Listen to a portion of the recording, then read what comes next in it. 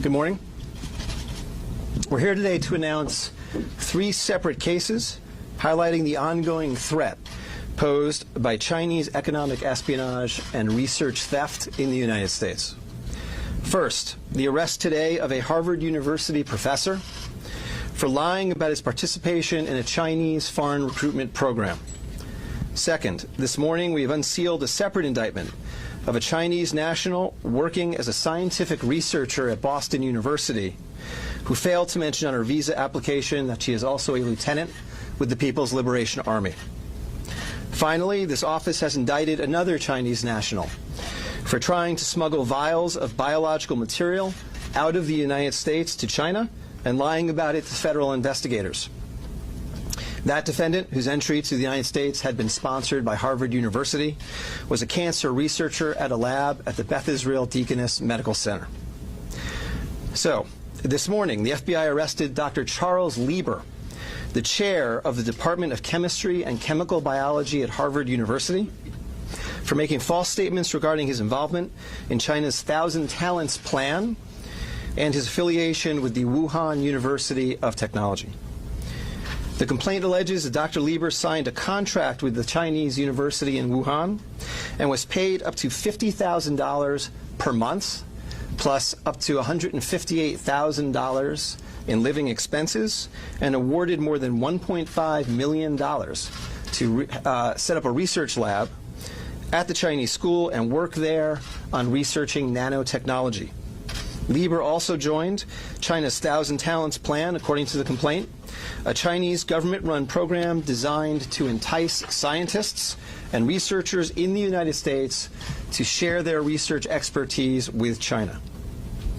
At the same time, Dr. Lieber was receiving U.S. grant funds from the Department of Defense and the National Institutes of Health.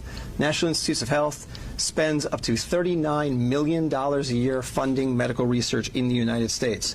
Those programs required Dr. Lieber to disclose if he was working with, including receiving funding from, any foreign power. When questioned, Lieber hid his involvement with the Chinese entities, including specifically disavowing any connection to China's 1,000 Talents Plan. Meanwhile, based on the complaint, it appears that China paid Lieber hundreds of thousands of dollars over the years for his involvement with the Chinese entities and for his work on research for Chinese gain. Also today, a federal grand jury indicted Yanqing Ye, a Chinese national, with lying on her J-1 visa application, making false statements to Customs and Border Protection, conspiracy, and being an unregistered agent of the People's Republic of China. According to court documents, Ye is a lieutenant in the People's Liberation Army, but she concealed her military connections while employed as a researcher at Boston University's Department of Physics, Chemistry, and Biomedical Engineering Center for Polymer Studies.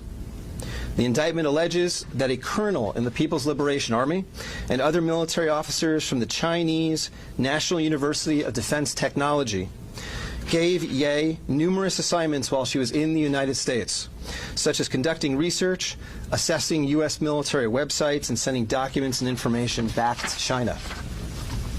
In April 2019, Ye was questioned by customs officers at Logan Airport on her way to China. According to the indictment, she lied about her involvement with Chinese military projects. A border search of her electronic devices showed that Ye had compiled information for the People's Liberation Army about 2 U.S. residents with expertise in robotics and computer science.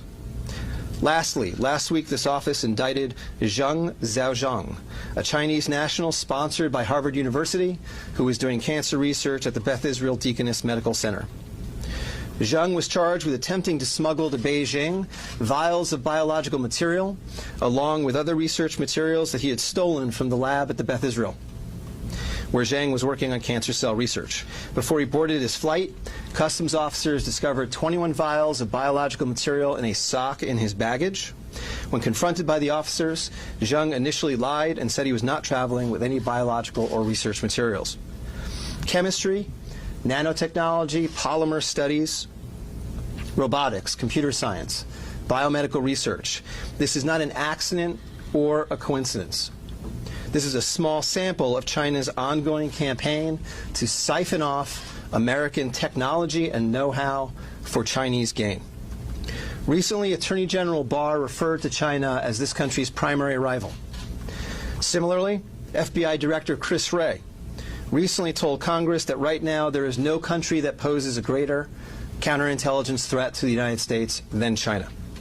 Through the use of not only traditional intelligence officers, but academics, researchers, its own private citizens, China is engaged in a massive, long-term campaign to steal U.S. research and technology for its own uses. As demonstrated by these cases, on the academic side, the Chinese government uses partnerships and exchanges with U.S. schools and research institutions to access cutting-edge research and equipment. Obviously, most visiting Chinese academics and researchers are here to work in good faith in U.S. institutions, but some of them are not. Some number have been incentivized by the Chinese government, either through the use of money or other means, to gather U.S. research and smuggle it back to China. Because of the sheer scope of this threat, a year ago, the Attorney General created the China Initiative at the U.S. Department of Justice, designed to prioritize and aggressively prosecute Chinese economic espionage and theft of intellectual property. The cases we are announcing today are part of that effort. Boston is an especially attractive target for this kind of exploitation, and universities and research institutions and tech companies in this area must become sensitized to this threat. Our community benefits greatly from the diversity and talent of international visitors and our partnerships with foreign institutions, especially research institutions. But Chinese economic espionage and theft is a real and daily occurrence that we must begin to confront. I want to thank the FBI for its usual professionalism in these cases, as well as the prosecutors in the National Security Unit in my office.